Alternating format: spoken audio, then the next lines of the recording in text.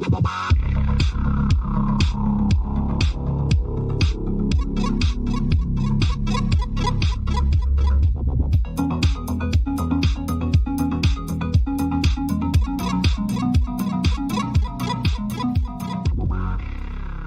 and welcome to the Unlucky Frog Gaming Podcast. You are joined by our two usual hosts here. We've got Tom Mannering. Hello. And myself, Josh Hartley. How are we doing this week, Tom? I am doing well, thank you, Josh. He's not tired. He's not tired, folks. I'm not as tired. It's because we're doing this. We're recording earlier in the week this week, so yeah. I've not quite had the full beat down that I've usually had come sort of a Thursday or Friday. Mm-hmm. When the work days have worn me down to a nubbin. So I've still got a bit of energy. You got a bit of energy, a bit of vim and vigor left. Yeah, that's it. I could almost pass for someone who's 37. Yay! But no, I'm good. I'm good. I've been busy playing a few games, tabletop role-playing games on Roll20, and I've been prepping for a few games as well that I've kind of got going on. So I'll talk about those in a bit. Yeah. And other than that, I've just kind of been working and just keeping busy, really. It's been one of those weeks where it's just been kind of steady. It's just kind of, I'm not rushed, but I'm always on. Mm-hmm. What about yourself? How are you? I'm good. I was saying before we hit record, in my line of work, the best way of drumming up business is by booking yourself a holiday. So I'm off next week, and we'll talk about why I'm going to be off next week later on. But obviously when I do that, all my customers conspire against me. They're in cahoots, talking to each other and saying, right, we're all going to dogpile Josh. Right? So I'm busy trying to get as much of that done as possible. I do have non-gaming interesting thing to talk about, though. I went to the cinema on Monday night. Okay. Do you want to elaborate a little bit further? Because that's not that interesting. I thought you were going to guess. I went to see the new Batman. I mean, that's kind of a given, right? But I was giving you the opportunity. It's not a given if someone is listening to this here podcast in like weeks or months' time. I'll have you know. Okay, fair enough. Yeah. Fair enough. That one person who's listening in like 3 months' time now has a real tentative weight on their hands there. I went to see the new Batman film. Okay, what did you think of the new Batman film? It was a lot better than I was anticipating it. Okay. I was kind of thinking, it looked good, but I've been hurt by trailers before. Sure. So I was kind of like, and I've heard mixed reviews of it as well. Okay. So I went in with relatively low expectations, and I really enjoyed it. That's good. I've not seen it, to be honest. It's on my kind of to watch list. I've just not got around to it yet. But I've heard largely good things off the people that I know that have seen it, which is really promising. Did you spot the bits that were filmed in Glasgow when you? Yes. Yeah. They're really obvious. Well, no, they're really obvious if you lived in Glasgow. Yeah. So like you can spot you can spot like there's scenes that are in a graveyard. Yeah. That's the necropolis in Glasgow, and there are scenes at a big. I think it's either a city hall style building, or you can tell that is parts of Glasgow. Yeah. It's for people who've never visited Glasgow. Lots of Hollywood films are actually filmed there, and the reason is Glasgow is relatively cheap to film in, but also the city centre is on a grid system, much like a lot of American cities are. So if you want, so World War Z is an example of a film that was shot in Glasgow. The scenes that are set in Philadelphia, because you can dress up the streets to make it look like an American city. Also, Hobbs and Shaw, one of the Fast and Furious. I think the new Indiana Jones had a bit set in Glasgow as well. I was trying to meet someone or get somewhere, and I couldn't because Indiana Jones was shooting. Have you seen the meme that's floating around the internet at the moment? And it's like, of course I'm depressed. I live in a city that is used as Gotham City in most films. It's like, yeah, that's fair. It's fair. Gotham City's supposed to be this really bleak, really, grim, like the worst city you could possibly live in. And Glasgow is the one they go to film it. I'll say this about the film: it is shot really well. Like they get across the sort of film noir style that they're kind of going for. Do you know? Like I was saying to Jack, who I went to see it with, like to me, it's the Batman film that feels the closest to the comics. Okay. Does that make sense? Because the Nolan films are amazing. Everyone loves the Nolan films, including me. But they are kind of their own thing. They don't. This feels like I'm watching the comic book turned into reality. So I have a controversial opinion about the Nolan films. I actually don't like the third one. I like the first two, but I actually think the third one's okay. The third one's the worst of the three. Yeah, I don't rate it at all. And it's not for like the picky. Like a lot of people get really picky about plot holes. Like, oh, the police were in the sewers for months and they didn't grow beards and stuff like that. And I'm like. It's just a crap film. Like wow. The plot holes have nothing to do with it. It's just not a good film. It's not a great story. The plot's kind of threadbare and it just kind of it doesn't land for me as a film the same way the others do. Right? Like don't get me wrong, the first two, Batman Begins and Dark Knight, are amazing. And they deserve all the credit they get, which I think is why the third one's more of a disappointment. Because of how good the first two are. Anyway. We're talking a lot about Batman films for. Are you any closer to taking up the Batman miniatures game? No, I think that Marvel Crisis Protocol is going to scratch that itch. That has been kind of filled by Crisis Protocol, which, funnily enough, Will, who we're seeing soon for our Crusade game, has played a game of that. And fed back to me that it's a really good game, which is really good because I've not actually played it yet, despite having had it for the better part of a year now. I think I've still not played it, but I'm really keen to kind of get back into doing some painting on those. I was actually sitting in my living room at the weekend, and I was kind of looking over, and I was like, I kind of want to do some painting, but I just don't quite have that energy to dig everything out, and you're kind of like you're right on the precipice of it, but I just if I'd had the stuff there, I would have done it.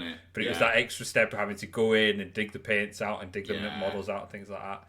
So I think I'll maybe try and find a bit of time this weekend to maybe get the stuff out, and then if the urge strikes me, I can dive into doing a bit of painting. Good stuff.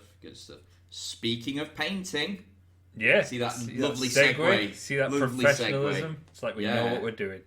So we were going to talk about this last week, but we decided because we had enough content last week to hold off and talk about it this week. So this isn't like hot off the press as news, but it's fairly recent news that I thought merits kind of discussing because we've talked quite a few times on previous episodes about companies doing things that other companies have done. We have the flat pack scenery and the books and things like that and all that kind of stuff.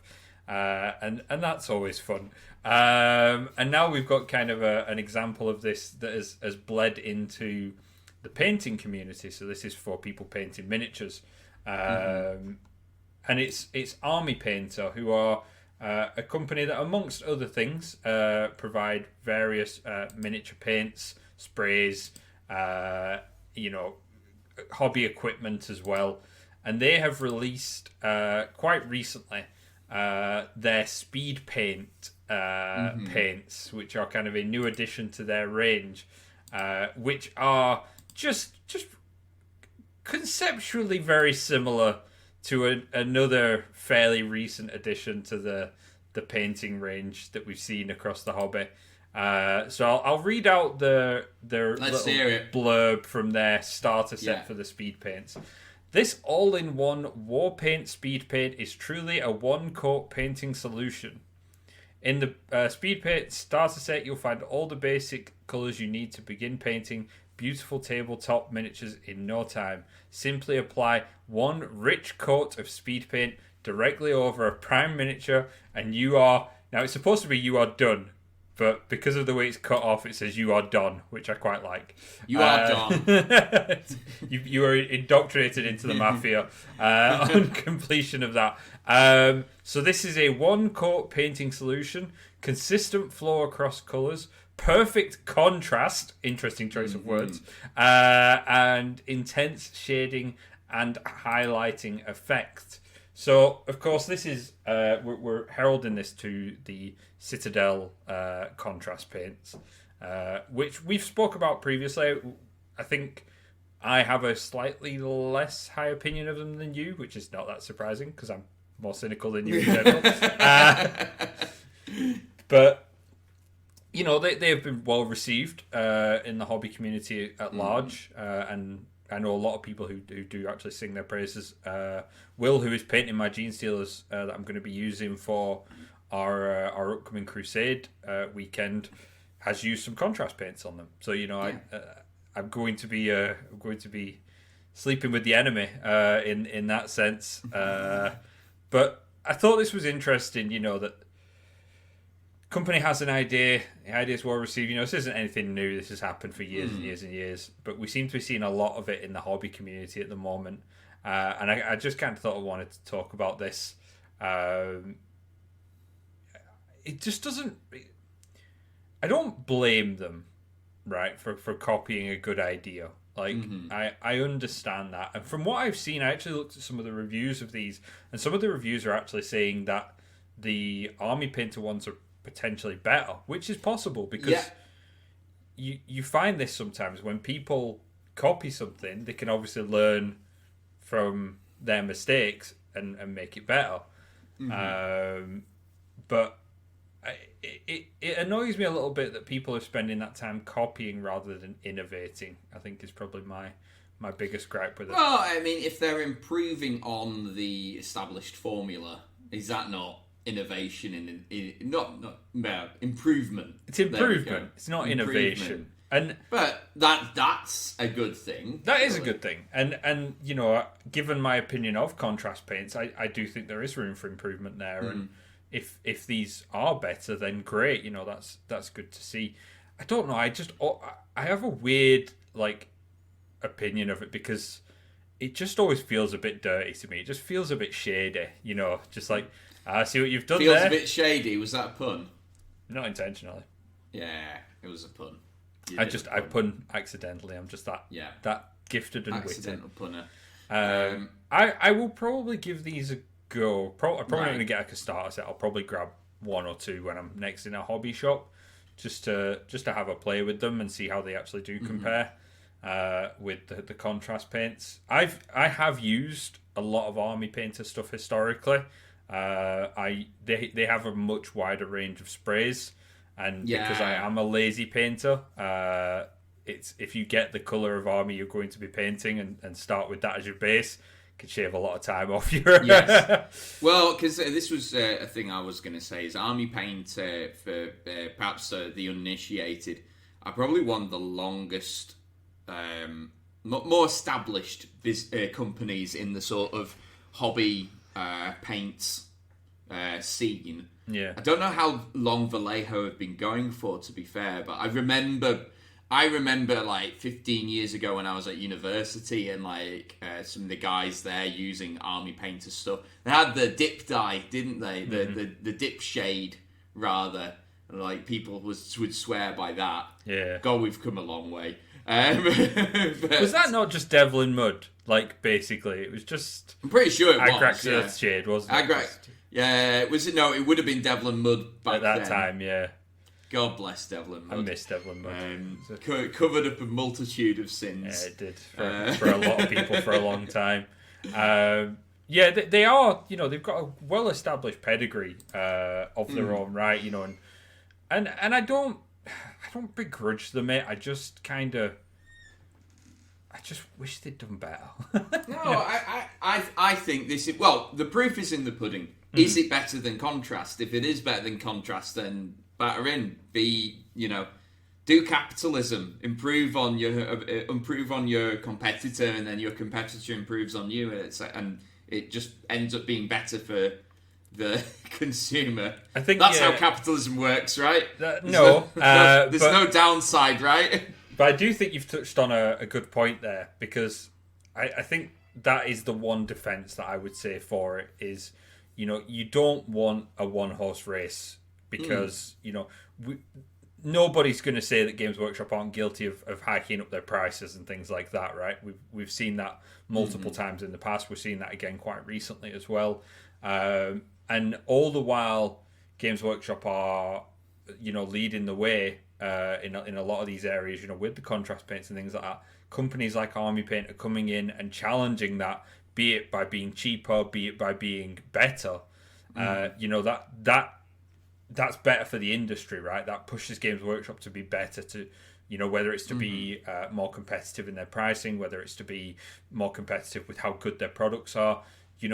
Competition breeds excellence, right? There's no doubt about that. And as much as I grumble about it feeling a bit shady, I do accept that competition is a good thing in that context. And it is good to have people kind of nipping at Games Workshop's heels, because it will keep them, being better. We've seen keep them honest. We've seen some really good examples, not so much in the hobby community, but in other gaming spheres where that hasn't been the situation. So an example is Blizzard with World of Warcraft. Like, World of Warcraft is being reviled at the moment for being in some of the worst state it's ever been, and that's largely been because for a while now it's not had much competition in that sphere. Now it does. Now it has quite a lot of competition that's kind of come out of almost nowhere, and people have become a bit more savvy in the MMO community. And Blizzard is struggling because of it, because they've rested on their laurels. They've kind of been like, oh well, we're the top dogs. We can't be touched. We've got WoW, which has survived multiple MMO killers in its time. And then out of nowhere, these other people are sneaking up on them and overtaking them. So, I don't want to see Games Workshop get into that kind of environment. And we've seen Games Workshop go through bad times historically as well. So hopefully this kind of competition, even if there is a little bit of copying someone else's homework to it, does breed a bit of excellence. Indeed. Speaking of which, another smooth segue coming up here. So I might be doing some speed painting next week while I'm off work. Not using these paints. They haven't come out yet. So they are out. You just don't have them. Are they? Right. Okay. Yeah, they are. I'm still not using that. I've got paints already. Well, I mean, I am very lazy. Like, I know that all because I started with Citadel paints. Like, they're usually the ones I go for. The exception is for pure white, because the Citadel pure white paint is shockingly bad. So I use a Vallejo one for that. Yeah, that's fair. But no, we've got our Crusade weekend coming up. So there's myself, Tom, our pals Will and Matt are going to join us as well. And yeah, we're going to have a crack at Warhammer 40,000 Crusade. So I thought I would use this as a bit of a deadline, a bit of an impetus to get some more of my Necrons built up and painted. So I'll report back to let you know how successful / unsuccessful I was in that endeavour. We'll see. But I've got a week. That's tons of time, right? I mean, yeah, I've seen you shift some pretty good work with painting when you need to. So yeah, and when you take that kind of added pressure, like, I don't know about you, but I often struggle if I'm working. I struggle, like, when I finish work, to kind of sit down and paint. I kind of need to.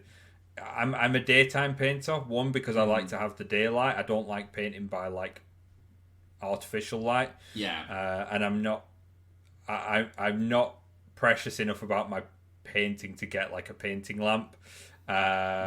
So I prefer to paint in the daytime anyway, and I have a bit more energy for it. So having that time off work might be good for that. Yeah. So I've got, and I'm gonna have plenty to work on as well. So I've got between, like, a army box that I bought last year for Christmas and the Necrons I've been getting in the Imperium magazine as well. I'm gonna have, I think it's 10 Immortals, 5 Lichguard, 10 more Necron Warriors, 3 more Scarab Swarms, 10 flayed ones, a bunch of characters, and if I get around to building them, I'm leaving them till last though. I'll have, like, a couple of the larger spiders, right? One of the Doom Scythe flyer, and like one of the big walkers. So that's a lot of miniatures to get painted. So I'm not anticipating getting all of them done. I would like to get a lot of the infantry stuff done though. Sure. And then I've got the big fun stuff later to treat myself to. I don't like painting big stuff. You know? No, I think I'm the kind of person, right? I will find the quickest, shortest way to do anything. Like whatever it is. Like if there is a shortcut, if there is a quick route, I'll be there, right? I'm already there. The thing is, with some of that stuff, it's just not possible, right? It's too big. There's too much to it. There's no shortcut. You know, you're not going to wash your way past it. You're not going to spray your way past some of it.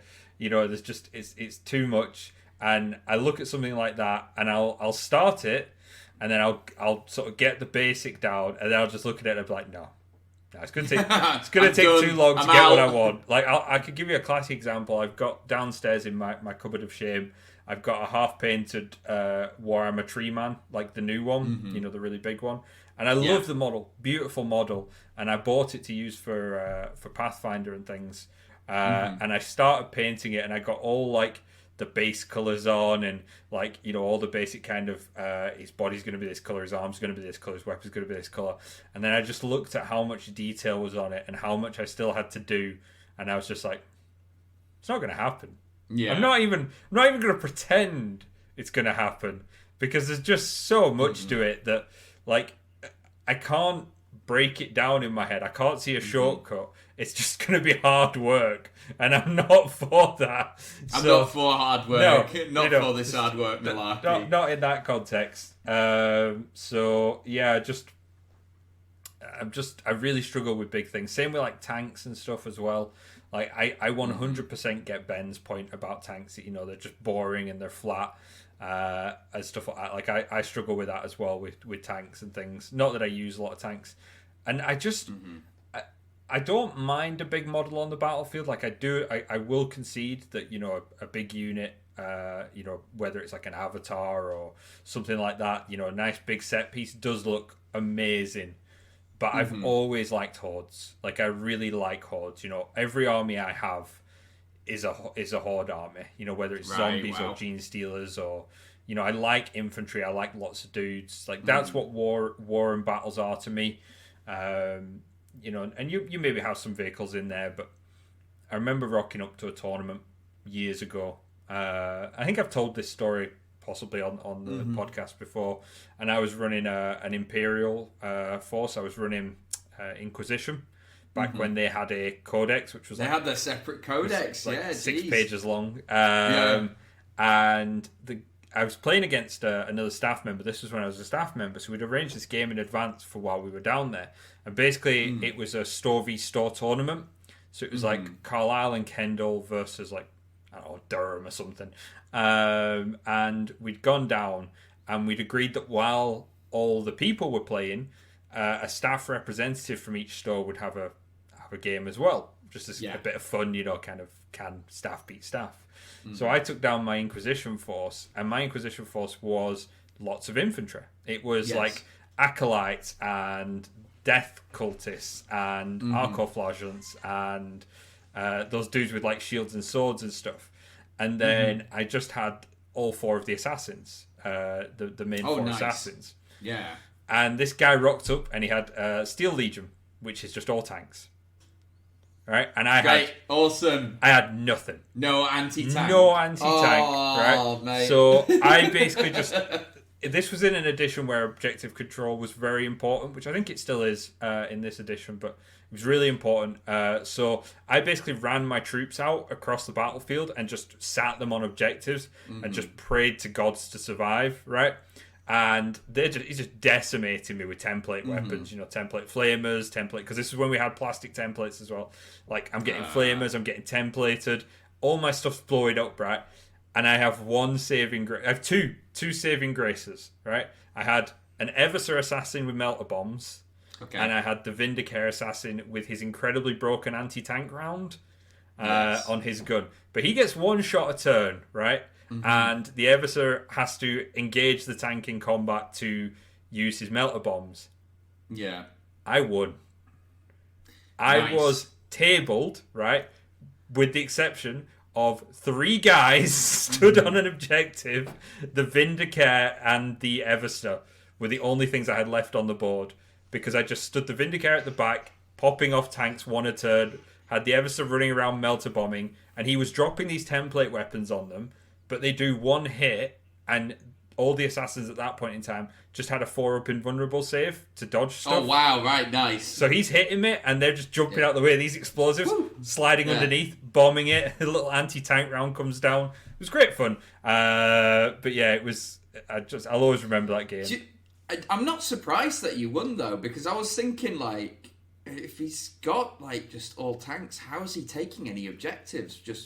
You have to just kill everyone. Yeah. But, like, you've got no hope in hell of actually... So 40k is all about objective control. Yeah. Like, so you need infantry. Realistically, you need a critical mass of infantry to actually win the game. So, because otherwise you're not going to be able to hold objectives, and yeah. I can't remember how Steel Legion works, especially from that edition, but if memory serves, I think he had to have like 2 units of like just guardsmen to pull the army off, and they were inside like tanks, chimeras or something similar, and I think those were like 2 of the first that I popped off. So I think he had like 2 troops, and I looked at it and I was like, my only way of winning this is going to be objective control and just enduring him, basically, which is what happened. Like, he was very close to tabling me, and if a couple of saves had gone differently, he probably would have done.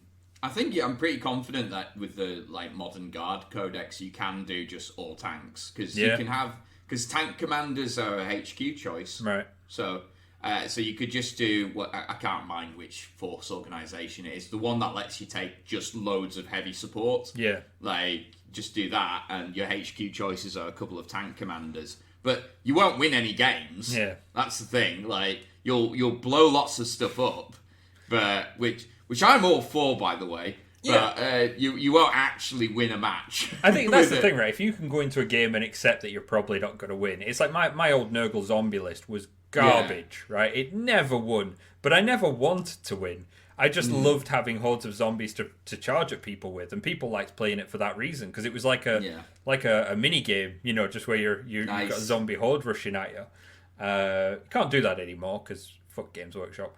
I don't know why they removed that from the Death Guard codex, but whatever.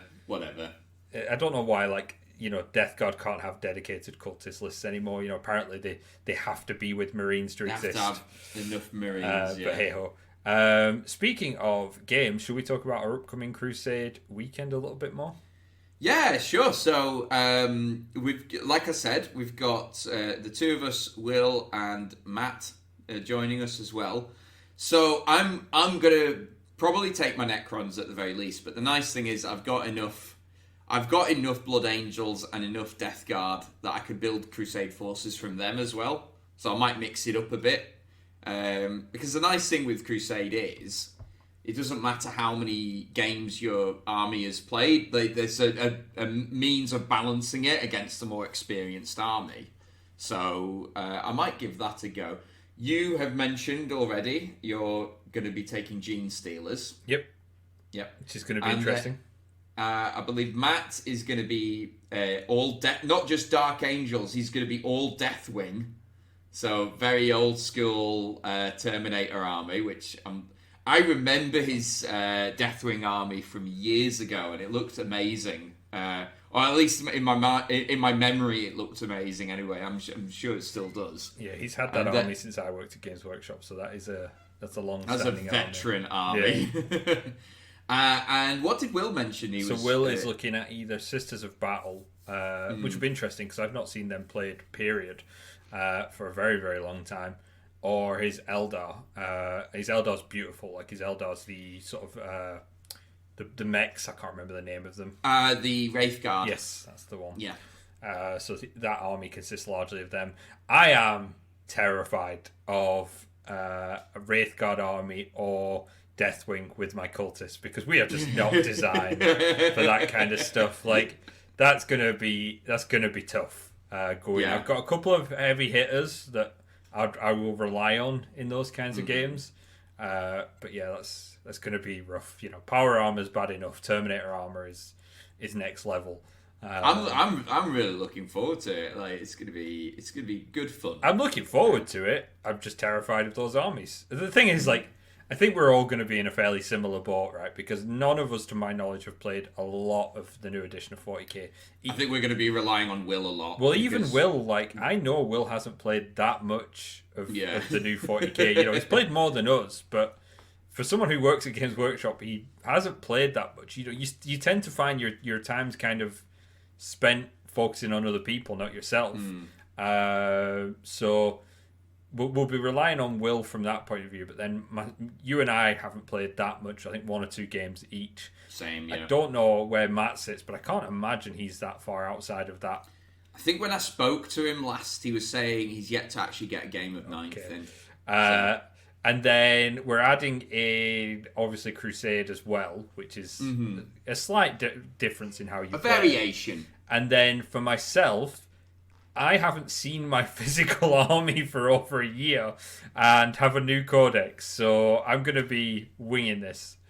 Is Will going to have a new Eldar codex out yet? I don't know.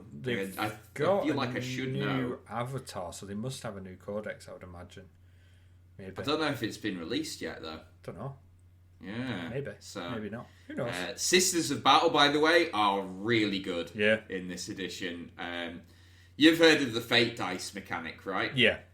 Yeah. So they're just super reliable. Okay. They will roll boxcars to charge you when they need to roll that. That's really the army I should have done. You know, my rolls are garbage. I probably should have done that. Well, here's the thing, though, Tom. You have to roll the dice first to set them. Okay. So you can't just pick, like, a bunch of 6s. Right, that's problematic, then. Yeah. You kind of in fact, it's probably the worst army for you, because you'll just get frustrated at the fact. I mean, I'm going to get frustrated with anyone. Like, we all know that when we come back, right, this is the thing. We're excited now. In 2 weeks' time, when we're recording this, I'm going to be a ball of rage who's just ranting about all the things that went wrong, because I am the sorest of losers. And I'm very aware of it, and I just accept it and do the best I can with it. So it's going to be fun.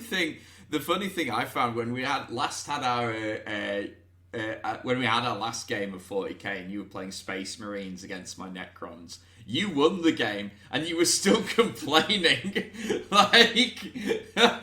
true. I just complain a lot. I can't help it. Like it's just the way you're wired, man. Just the way I am. Just who I am as a person. So I think I've made a purchase, and I think I'm going to make another purchase in anticipation of this weekend. The first purchase was I have bought myself an official Games Workshop Crusade journal. Nerd. So, yeah, this is a thing. Yep. Yes, I am a nerd. I don't know what I was expecting. Well, I don't know. It's nice. It's got like a fake leather finish. It's got like the Crusade sheets that you need. That's good. And a lot of them, in fact. I don't know if the idea is that I'm supposed to write it in pencil and rub things out and update it, or if I just move on to the next page. There's like that many pages of it. It's kind of like, this would take me a lifetime to fill if I didn't do it that way. I might pick up one of the Crusade supplements, though. In particular, there is one that introduces multiplayer games. Okay. So I might see if I can find that one. I think you should. And yeah, and we can top off the weekend with a big multiplayer game. How about that? Top off the weekend with a group sesh. Wow, come on, man. Why are you gonna be like this? It's just the way I am, Josh. Yeah. And the other thing I need to focus on next week is actually getting my games room finished, because it's nearly there. Okay. I need to put some of the extra shelves in the display cabinet, and I've got some pictures to hang. But is this going to be big enough for four large chaps, or are we going to be snug? Yeah, we'll be fine. Okay. We'll be fine. You don't want. There's nothing worse. I don't know if you've ever experienced this. I remember I played a game at a friend's years ago, and he's like, "Oh, I've got a game room. Like, come to my game room." And you were kind of like sliding around the table, kind of ass to the wall and sort of leg to the table. It's not that tight. Okay. It is a little snug around the top and bottom edge of the table. Okay. But that's it. There's plenty of room on either side. Okay. And I've got chairs in there as well, so you can sit down and chill. So fancy. Yeah, I know. I just need to top up the beer fridge as well, and then we're good to go. Very generous. Have you got a beer fridge in there? Not in there, right. no. Okay. That would have been decadence. That's the height of decadence. Yes. I was talking to Will the other day, actually, funnily enough, and I was saying, I obviously have an office space for work, but it's kind of my hobby room as well, because I run my role-playing games in here, so I have all my RPG books and stuff behind me and that. And I was saying to Will, I love this room, but it could really do with a mini fridge. And Will was just like, yes, the height of decadence. Because you can't go downstairs to get a drink. See, I don't need a mini fridge at my desk because my desk is right next to the kitchen door. That's convenient. So there we go. Yeah, very convenient. But you still have to move, right? So you could have one at your feet. Imagine. I mean, that is the height of laziness. If I'm going to introduce a mini fridge when I have to walk, I'm going to say 5 paces to my nearest fridge. Mate, we live in the age of laziness. It's these people who have I was talking about this at work today. People who have the Amazon light bulbs, and I'm like, your light switch is two steps away from your bed. How challenging do you find moving in the dark that you can't turn a switch and take 2 steps and call it a day? We just live in that kind of age, I think now, and I'm all for it. and I'm all for it. Excellent.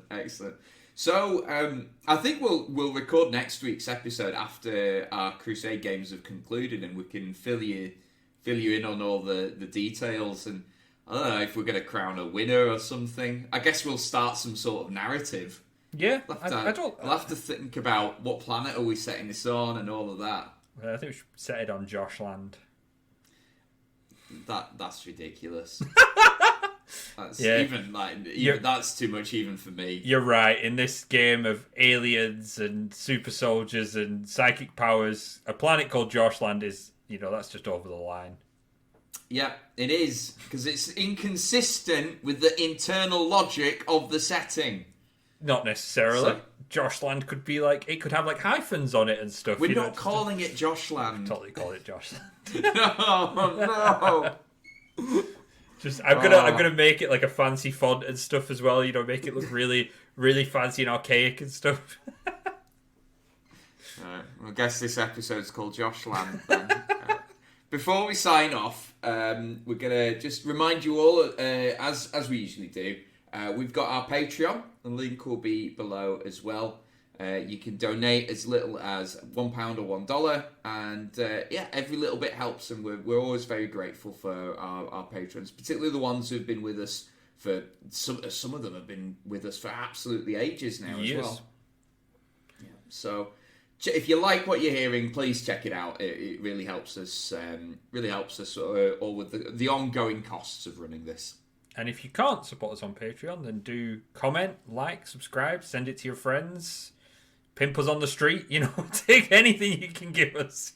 Yeah, by all means. I would love to be walking down the street one day and there's someone with one of those street signs, you're spinning it, and it's just unlucky frog. Yeah. Well, I know what I'm doing next time I'm in Glasgow. Anyway, on that note, thank you very much for listening as always, and until next time, take care. Bye. Bye.